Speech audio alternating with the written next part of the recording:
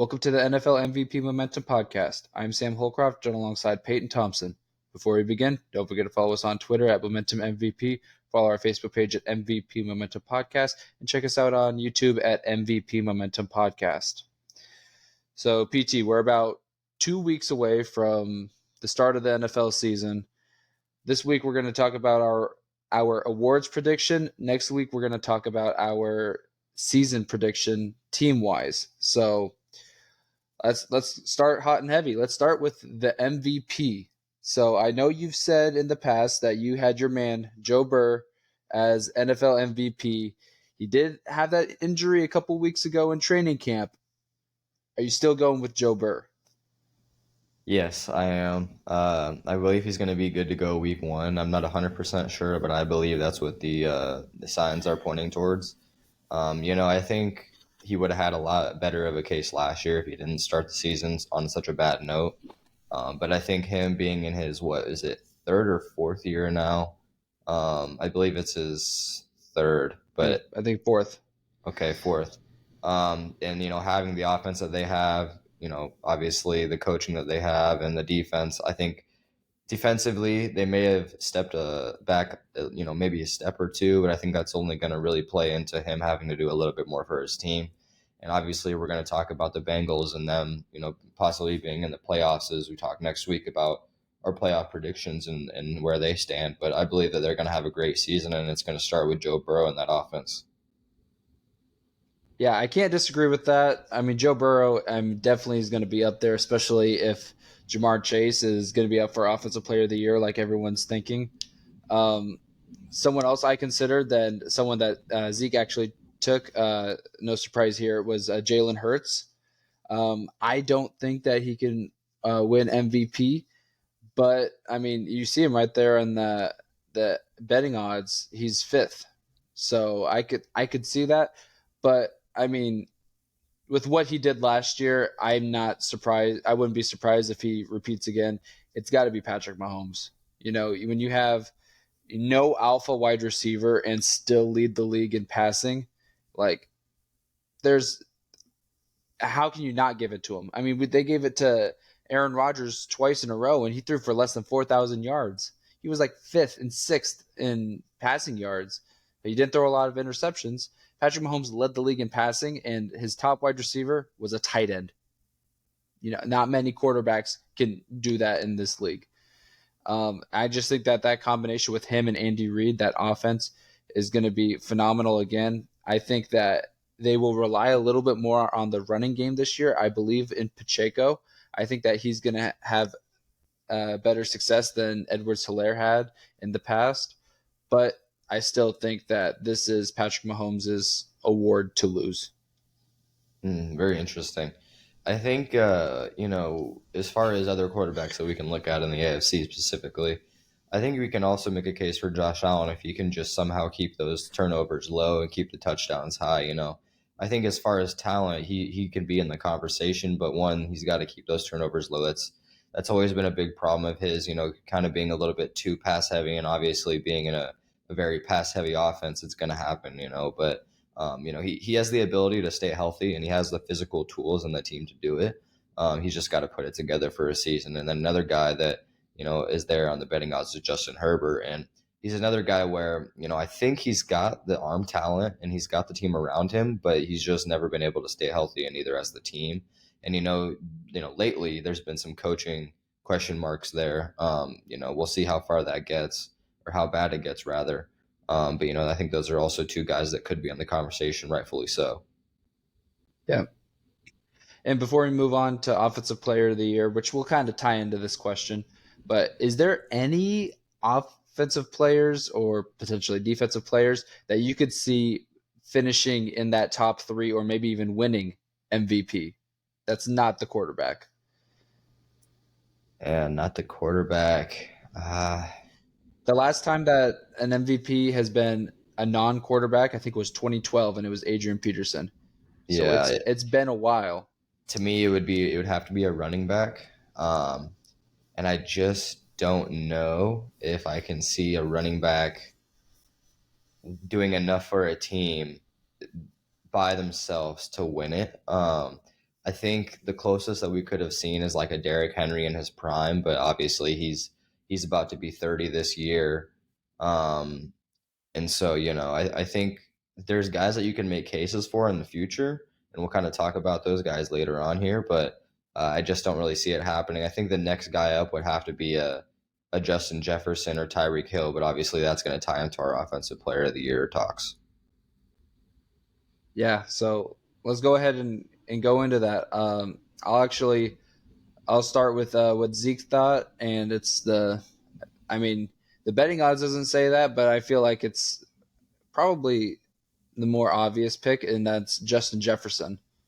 So the reason that he feels uh, that he will win it is because that he's had proven success the last 2 years, 3 years, however long he's been in the league, and he's shown that even with what people deem a mediocre quarterback, he can still be out there and leading the league in receiving.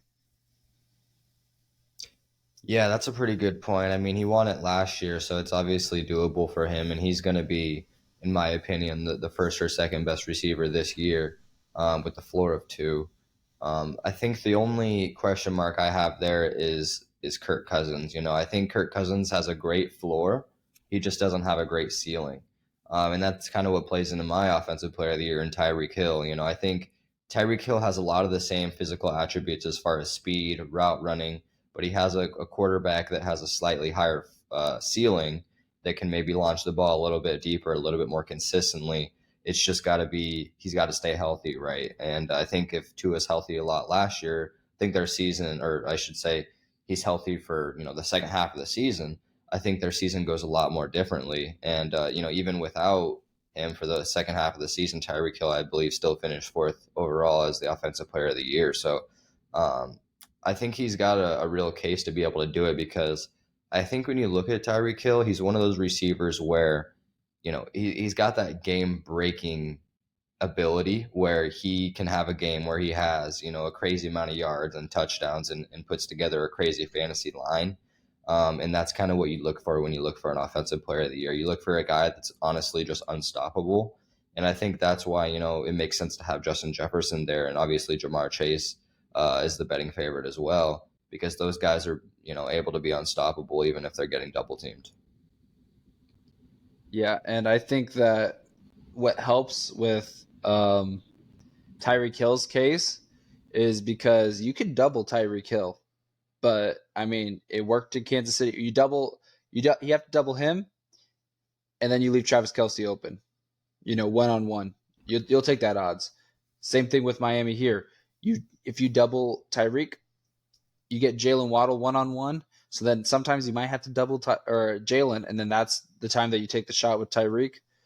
And the big play factor, like Justin Jefferson, Jamar Chase, they can have big play factors all the time, but I don't think anyone can have a big play factor like a Tyreek Hill. Yep. So that's definitely a good point. But so you guys both went with wide receivers. I'm actually going to go with a running back, and I think it will be Christian McCaffrey. And I'm going to put a little caveat on this. He's going to play all 17 games this year. Oh, wow. All 17. Yep. And I don't think that he's necessarily going to lead the league in rushing. He's probably going to be that anywhere between that 3 to 6 range. I think he'll get a lot of touchdowns through the air and on the ground. I think he'll get a lot of receptions. I feel like he's going to be what the Chargers want Austin Eckler to be these next few years, just because they don't really run the ball like through the middle with Austin Eckler. So I feel like that Christian McCaffrey is going to be something that, because Austin Eckler isn't on here for Offensive Player of the Year, which he could easily be on there for betting odds. He'd probably be one of my favorites as out of the running back position to be up there, maybe even more so than Nick Chubb, in my opinion. But realistically, I think that Christian McCaffrey is going to be the best running back this year, just because of what he can do. And I mean, I think they lost 2 games. I think the one game to Kansas City, and then which was his first game where he only knew, I think he said 10 plays. Right. They just kind of threw him out And there. yeah, they lost that game, and then they lost, I think it was to the Eagles in the NFC Championship game. Other than that, I don't think he lost with San Francisco. Yeah. I definitely can't disagree with anything you said. I think he will be overall the best running back this year because of the amount of touches he's going to get and the talent. But I got to ask you, what gives you that vote of confidence that he's able to stay healthy for not only 80% of the season, but 100% of the season? Is it just kind of a hunch that you have, or is it kind of how they are going to utilize him, or what was that? I think it's going to be how they utilize him, because I think they realize if you Derrick Henry him and give him the ball 20, 25 times and it's up the middle every time and he's getting hit by those linebackers, it's hard to stay healthy. You're going to give him swing passes. You're going to give him the Texas route, wheel routes, out of the backfield. Give the ball to him in open space because he's shifty. Yeah. So, and he could he's got great speed. I mean, look at what he did at Stanford. That's what they did. What he did there, outside runs, catch out of the backfield, and just make the plays. The reason why uh, the Panthers weren't utilizing him to the best of their abilities, because they were using him out of the backfield, obviously, but they were also running up the middle with him quite a bit, and especially in some of those defenses, those in the NFC South, those are some hard hitting guys, especially when that Saints team was really good. Like that takes a toll on your Mhm. body. So the the the the better that you can not run into linebackers, like the easier it is to stay healthy, at least from a running back perspective. Yeah, that makes sense. All right, so moving on to Defensive Player of the Year. I got to get Zeke's out of the way because I feel some Eagle bias coming here, but he's got Hassan Reddick. He's not even on this top six voting odds. I mean, I could see him being the best defensive player on the Eagles, but Yeah. I don't think that he can unless he leads the league in sacks and I don't know, gets a couple defensive touchdowns. I don't see it. But who do you see as defensive player of the year? Well, before I touch on my defensive player of the year, I think when it comes down to Hassan Reddick and just the Eagles in general, I think we both understand, and obviously when we did the draft live and we kind of look at the Eagles and how good they were last year, we understand that the Eagles as a whole, their defense as a whole, is there's so many guys on that defense as far as in the secondary, in the linebacker group, on the defensive line, and coaching that all go into making that defense a whole. So it's really hard to be a defensive player of the year when you have all these different parts that are all going towards winning. And so when you have that many great players on the defense, it's hard to pull out one guy and say, this guy is the reason why we're winning games. So I think that's a part of the reason why he's not as high. I think he has talent. And I think if you were to put him on another team, like, say, I don't know, the Falcons or the Browns in Miles Garrett's situation, I think you would have a more of a case. But in my opinion, I think it's going to be Micah Parsons. Obviously, he's the betting favorite. Miles Garrett is not far behind as far as TJ Watt, but I think for me, Michael Parsons feels like he should have won it last year. He was second. And, I think he's honestly out of the guys here, I think he's closest to his prime. Um, I think I think Sauce Gardner would have more of a case if he wasn't a corner. I just don't. It's real. I feel like it's harder to win the award being a corner. Um, but as far as the position, he's very multifaceted, and I think I've talked about that before with Micah Parsons. That's what I really like about him is that he can put his hand in the dirt. He can play off linebacker, but he is a great speed rusher, and he can get to the quarterback, and so the ability to do this many things in a pack wins, and also being close to his prime. Obviously, he made All Pro both years he's been in the league as a rookie and last year. So with all that coming together, I think he has a really great case to win it. Yeah, and I definitely could see that. I mean, that Cowboys defense, they have a lot of good guys. They added Stephon Gilmore. I think that's going to also help Micah Parsons, especially rushing from the edge. But as much as I want to go back to back, with Nick Bosa, I mean, I already used that one with Patrick Mahomes, so I can't do it here either. But it's realistically T.J. Watt. You can say that the reason Nick Bosa won last year was because T.J. Watt missed 7 games. So, and when TJ did play, they were 8-2 last year.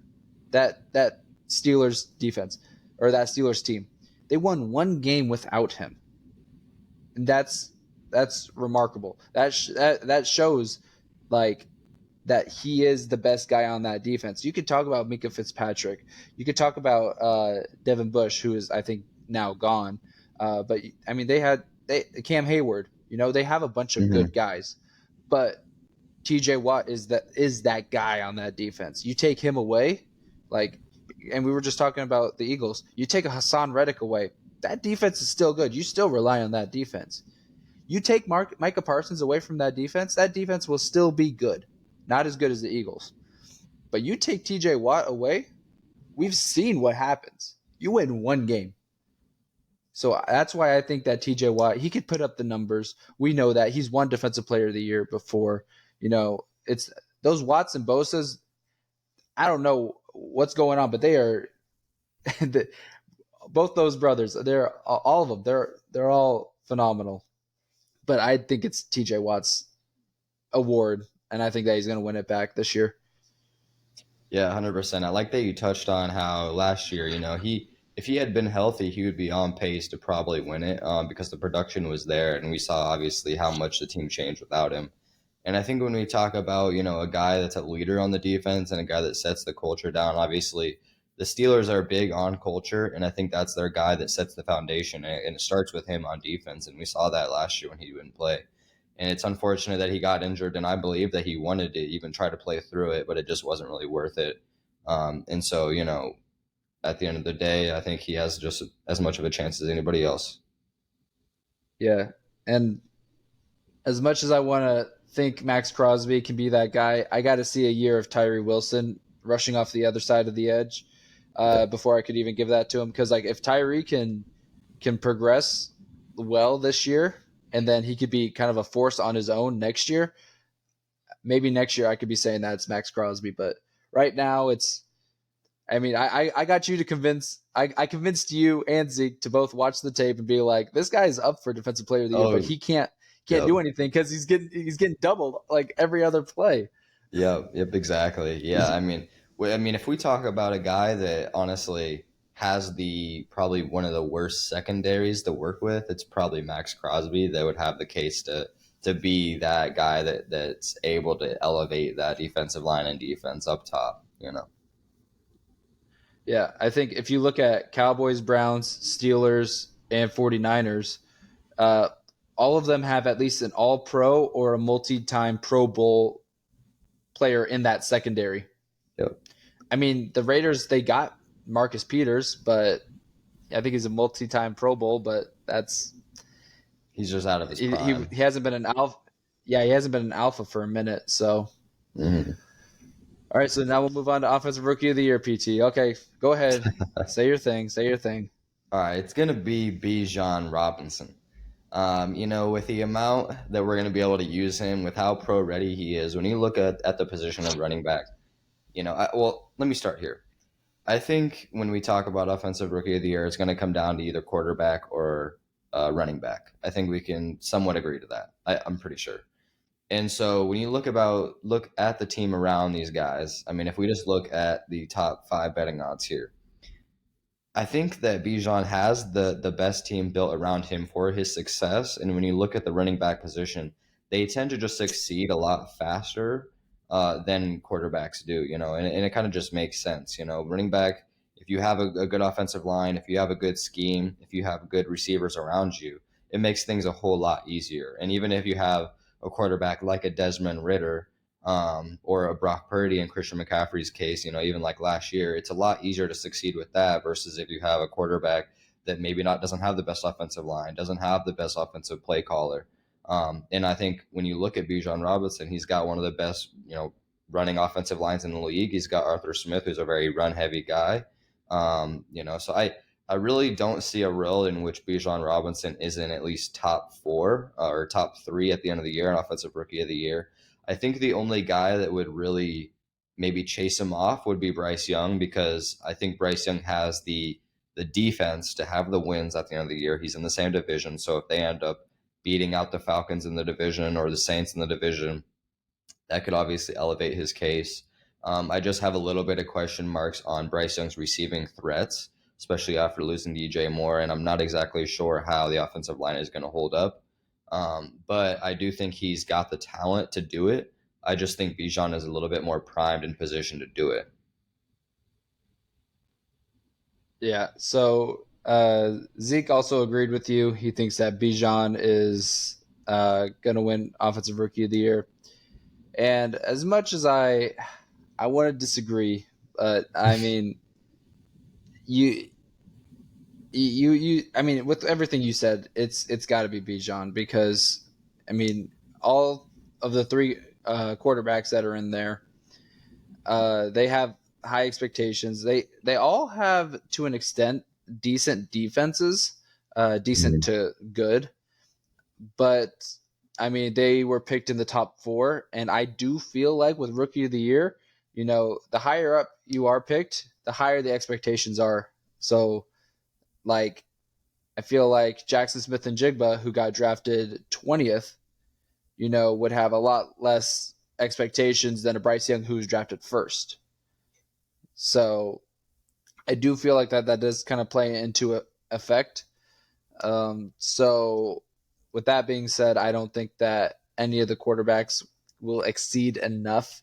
Uh, I mean, if somehow I feel like two things that can stop Bijan from winning: injuries, of course, and if the Panthers do win the division, which is a very tough ask, it has to be on somewhat the back of Bryce Young. He has to play good enough for that to happen. Like Bijan could finish like the sixth best running back in the league this year. But if the Panthers win the division, I still might go Bryce Young based on Right. the fact that they won that division as a rookie quarterback. So I kind of agree with you that Bryce is probably the only guy that could. I would say that I would have kept my eyes and been really interested with Jackson Smith and Jigba, but I think he's going to be out for a couple weeks because he broke his wrist, I Yeah, think. I believe it was his wrist. Yeah. So, but yeah, so there's one that we all agreed on. So, and Yeah, also I and think Jameer Gibbs, I don't think he's quite ready for that kind of like workload, and right. I feel like that offense isn't going to be solely reliant on him as the Falcons offense, if that makes sense. Yeah, I completely agree. And don't get me wrong, I like JSN as well, but I think also when you look at a receiver like him, he's not going to be asked to be the number one receiver. He's going to be asked, or like, okay, let's look at the past couple wide receivers that were drafted that were had good expectations, decent expectations, and they were possibly the first option. Look at a Chris Olave, look at a Garrett Wilson, Drake London. Those guys were all potential number one options, and we saw even how hard it was for them to win Rookie of the Year, because one, you got to rely on your quarterback and you have to have the touches. And with JSN playing next to DK Metcalf, Tyler Lockett, Kenneth Walker, and Zach Charbonnet, it's just really hard to get the amount of touches to be able to be in that position. And I think that's why he's a little bit lower of a favorite. I think if you would have put him on offense that was going to feed him the ball a bit more, like maybe a Baltimore Ravens, I think I could see it a little bit more. But he's just not going to get the touches that he needs to win the award. And yeah, I like Jameer Gibbs as well. I think he'll have a good career, but like you said, I just don't think he's going to be one of those guys that's going to take a super heavy workload his first year. All right, so now moving on to defensive rookie of the year. I feel like that we could kind of go a little all over the place here. I will say Zeke's it's a little bit more of the Eagles bias, but he's going with Nolan Smith, who also isn't in this Oh, top five. But he's going Smith over Carter. yeah, you threw me for a loop there. Yeah. So who do you think is going to be defensive rookie of the year? I'll be honest with you. I didn't look at odds before this, but I think if you were to look at my list of awards, you would have maybe thought I did. But I had Will Anderson Jr. I think with his talent that he has, with the defensive pieces or I should say, the defensive veterans that they were able to put around him, with the new coach that they have, and establishing the culture, I really think it's his award to lose because I don't really see another guy that's as talented as him. I think Jalen Carter would have the case, but I think if you're looking at an edge rusher versus a nose tackle, defensive tackle, I just think that the edge guy is going to be able to get his hands on the quarterback a bit more, and not it's going to be a little bit easier to see the impact versus a guy that's maybe going to stuff the run a bit more. And I do like Jalen Carter as well, and I heard he's having a great preseason, but Will Anderson is going to get a lot of the spotlight because he was drafted high, like we talked about. But I think Jalen Carter would have a case as well. But I kind of looked at some of these corners as well, and you don't really see corners win Offensive Rookie of the Year often. We saw it last year with Sauce Gardner, and Sauce Gardner is kind of a different breed, I think. And I would be very surprised to see two corners win it back to back. So, yeah, I'm taking the edge rusher and Will Anderson, and I think he's going to be a perennial Pro Bowl player every year for them. So I can't disagree with Will Anderson. I thought that there was a chance that he could have been the number one pick in the draft last year. But going into this, I said there's one things you can do. I can only agree with both you guys once. I can only have one back to back, and I can only have one bias pick. And this is my bias pick. I think it can be Tyree Wilson. I think just because of what I said about 7-8 minutes ago when we were talking about Max Crosby, he's going to be taking a lot of double teams. Chandler Jones has shown that he took a step in the right direction, bought into the culture, and was playing well the second half of the season. If they can both take two guys, I will take Tyree Wilson one-on-one every time. And I think that if he's not getting to the quarterback, one of those two other guys is, pending our secondary can have good enough coverage. But that's a topic for a different day. But I do think that Tyree can be the guy that we need to help us for the future. And I think that starts with being Rookie of the Year. And I mean, although I would take Will Anderson as a player better than Tyree Wilson right now, I just think that Tyree has a lot more help on that line than Anderson does. So I think that that's what gives Tyree the edge. Yeah, that's interesting. I'll say this, and I don't think you're going to like what I have to say, but I'm going to say it anyways. Oh, no. I think I like, and I told you this on draft day, I like the physical tools of Tyree Wilson, and I think he has a chance to do it. But when I am evaluating prospects, and I evaluated the draft prospects last year before our podcast and up to leading to the draft, he was the one guy that I think was probably the rawest guy that was going to take a year or possibly two to develop. And like you said, that secondary is not going to really do him any favors either. And he's the one guy that I was a little bit afraid where he was coming from, being in the Big 12 in Texas Tech. And obviously it's a very pass heavy scheme or conference, I should say. And so he's going to be able to have more opportunities to get his hands on guys. And so I have a little bit of question marks when you guys are going to be facing teams that are going to be very run heavy in the AFC. And I don't know if he's going to be the best run stopper. But if you guys are able to have a couple games where, like you said, Max Crosby is getting double teamed and he's able to beat his man one-on-one, I think he can have a lot of success. But I still believe he's just a little bit too raw right now. Now, and like you said before, not so long ago, in a year, I can totally see it, kind of with Max Crosby as well. But right now, I just think he's a little bit too raw, whereas Anderson, I think, is a very much polished player, kind of like Micah Parsons coming out of college. And that's kind of where I see the discrepancy. Gotcha. Yeah, and I can understand that. But all I'm saying is I didn't bash your rookie, and you're just gonna bash mine. Okay, I Sorry, man. I I just had to see. be I see. honest. No, and here's the thing: is like that's all valid. It's Mhm. I'm not gonna say that like you're wrong because I mean that's all right.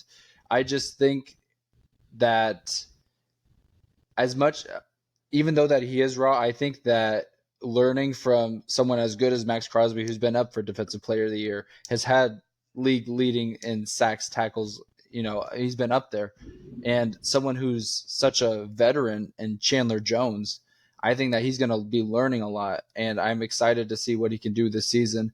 Uh, I'm more excited for his progression this year than the Raiders season, so that's what Yeah, I'm going to be yeah. focusing on. Let me say something Um, nice before we move on as well. okay. I do think that he has I think he has some of the best physical attributes as far as his arm length, his size, his strength to be one of the better players in the NFL defensively. I think he has those tools. You just have to develop it, like you said, and hopefully we see that this year. But I think he has all the tools. I think he just needs to work on them a little bit longer. Okay. You still didn't save yourself. You still talk crap about him, but it's fine. So NFL Comeback Player of the Year. I think that this is a no-brainer. I don't think we even need to discuss this. If Damar Hamlin walks on the field, he wins the award. It's just kind of like the same thing with Alex Smith when his leg got destroyed. If Hmm. he goes out there and plays, he's gonna get it. Like, I mean, there's a bunch of guys like Matthew Stafford could be a really good one. You know, Cooper Cup, Trey Lance. Even I don't even know if you can call that a comeback, but I mean, I guess he got injured, but like he's barely played. Uh, Tua with the 7 concussions he had last year. Um, but yeah, no, it's Damar. He comes back from almost dying. You know, who knows how close he got. It was probably seconds. And yeah, and the fact that he's still playing is remarkable. And I mean, I wouldn't be surprised if they give that to him the week 1, like as soon as he plays. Yeah, So yeah, I completely agree. It should be unanimous. Like you said, not even just the how dire the consequences could have been last year, but just the ability for him to even have the courage to come back to play football. Because I don't know about you, but if I'm playing football as a professional football player and I'm that close to dying, I don't even know if I could come back on the field again. I'd be so scared. And so for him to be able to even do that, I think is a great story. And obviously he's going to be on a great team as well, and it's just a great story overall. So yeah, he should be the unanimous comeback player of the year. I agree. Then the last one that we'll talk about is Coach of the Year. So Zeke went with Dan Campbell. You know, he watched Hard Knocks last year, and we Oh. all thought he was crazy for putting the Lions in as the playoffs. Unfortunately, they didn't make it, but they were they were close. So he thinks that Dan Campbell is going to win Coach of the Year. Um, I'm kind of curious to see who you have on here. So when we do our coach of the year, are we going to reveal the record as well, or should we save that? Yeah, you can say the record. Okay. My coach of the year is Mike McDaniel of the Miami Dolphins with the record of 14-4. I've always kind of liked him as a coach. I liked his personality, and like I said before, I think if they would have had Tua last year and stayed healthy, I think that they could have made a deeper run and very really solidified themselves as a real player in the AFC. But I think this is their year to be the team to beat. And I think with Tyreek Hill winning Offensive Player of the Year and them being I'll reveal where they're going to be at in our next podcast, but it just makes too much sense for him to be the coach of the year. And, I think that he has a team around him to do it. I also, in my prediction, they're going to be the team that trades for Jonathan Taylor before the Tuesday deadline. And I think that's going to be even more of a case to solidify their offense and, deliver the goods. I gave you a lot there, didn't I? Interesting. Yeah, I was not expecting that. Yeah. Oh, geez. So So I feel like the coach of the year is normally goes to the award to the team that makes the biggest step. I mean, Brian Dable won it last year. And as much as I want to go with like Doug Peterson or Robert Sala, Arthur Smith, Sean Payton, even, I think this year it's going to go to the coach with the best team. And I have the Eagles going 15-2 with Oh, Sirianni. And I think that that's going to be too difficult to not give it to him. With the two losses being, I don't remember off the top of my head. I think they did. Did have them lose to the Cowboys once and the 49ers. And I think those are the only two games that they lost for me. Yeah, and they even ended up beating the Chiefs, I think. So 15-2, and it's gonna be hard not to give it to someone. Like, I mean, when a team loses like three games, like, I mean, Andy Reid could have won it last year. You could have easily said. I mean, they traded away their top wide receiver, and you can debate second best player on the team. They lost three out of their four guys from the secondary, and they were still the one seed in the AFC and a competitive AFC. So you could have said that you gave it to him, but I don't think that Sirianni is necessarily poised for that situation because like it is like the team the middle of the pack team that made the biggest jump, but I think it's hard when a team only loses twice to not give it to them. yeah. I mean, if he has that 15-2 record, I would be very surprised if he didn't win it either. And I even think last year he had a very good case. I believe he finished number two or number three last year as well. So, maybe he wanted to win it last year as well and kind of had that chip on his shoulder as well. So, and he's definitely, I think, one of the better coaches, and he proved that last year, being able to really or I shouldn't say resurrect, but kind of bring Jalen Hurts to what he could be and should be in the league. And in my opinion, a kind of a lack of running back room as well. So, yeah, I'd be very surprised if anybody with that record, didn't win Coach of the Year. But, uh, you know, that is what that is. Yeah. So that's all of our picks for this year. Some of us had, I guess, at some point, all of us had a little bit of bias. Some more than others. Zeke. Um, but I think a lot of it was realistic. I don't think that we threw anything out like too crazy. I think we're saving all that stuff for next week. You know, Yeah. because the Falcons are going to get what like less than 6 wins, right?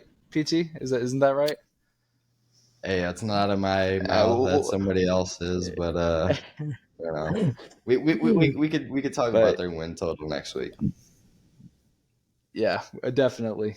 But is there anything else you needed to add?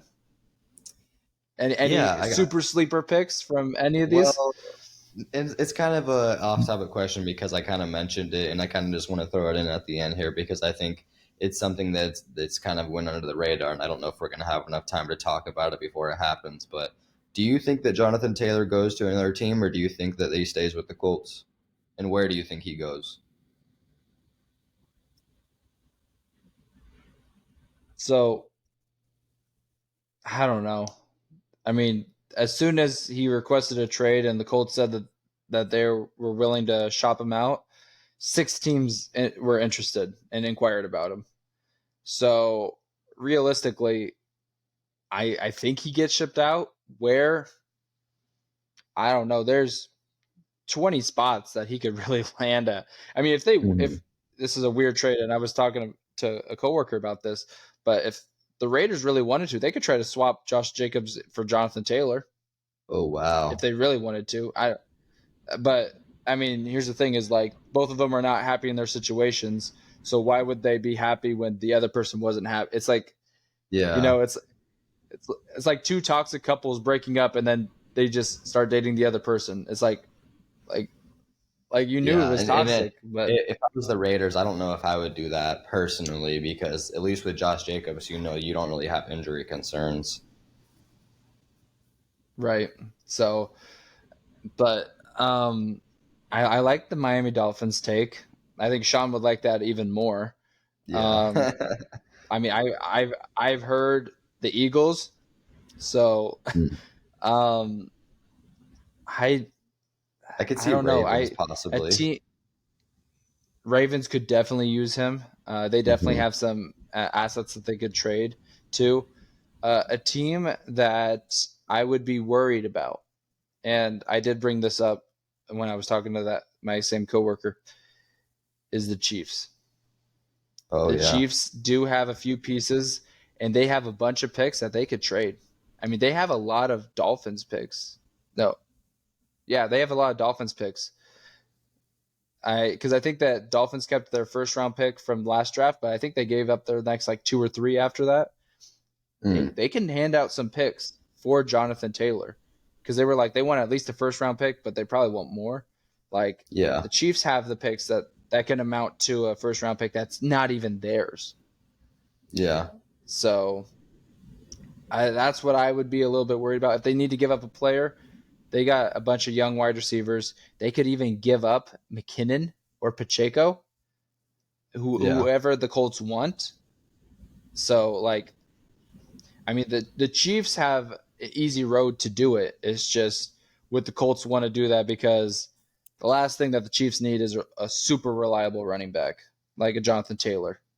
yeah, yep. That's like the last piece where they're back to that kind of scary sight. Yep. And then my pick's going to be wrong about Patrick Mahomes winning MVP. Yep. So I hope that doesn't happen. What about you? Where do you think, other than maybe Miami?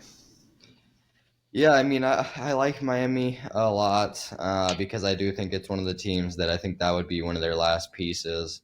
I think I don't know if they would do it because I think that they're kind of waiting and seeing how far this team can go without him. But I think the Panthers would be interesting. Um, I think with a team that has Bryce Young and kind of needs that halfback to rely on, and has the defense to kind of make it work, and obviously an open division, I think they would be kind of interesting. Um, but every other team I think is pretty settled with where they're at as far as running back situation. Whether that's because they have a veteran that has it locked down right now, or they're just a young enough team where they're not really too worried about it. I think if the Browns were very still set on wanting to run a committee running back field, I think that could be a very scary sight with Nick Chubb and Jonathan Taylor as a duo, because then at that point you can have a kind of a guy that's able to succeed Chubb eventually, but also able to stay healthy enough and productive enough where he's worth having. So I think that would be very scary, and then that would also, obviously help Deshaun Watson a lot having that duo backfield, and obviously we saw how they looked with Kareem Hunt at his best. So I think that could be an option. But yeah, I mean, like you said, realistically, there. I mean, I really think that there's closer to like 10 teams that could use him, but I don't think that there's 10 teams that want to trade the assets. Right. I I agree. So, is there anything else? I don't think so. No. All right. But once again, don't forget to follow us on Twitter at Momentum MVP. Follow our Facebook page at MVP Momentum Podcast, and check us out on YouTube at MVP Momentum Podcast. I've been Sam Holcroft. I've been Payton Thompson. Thanks for listening.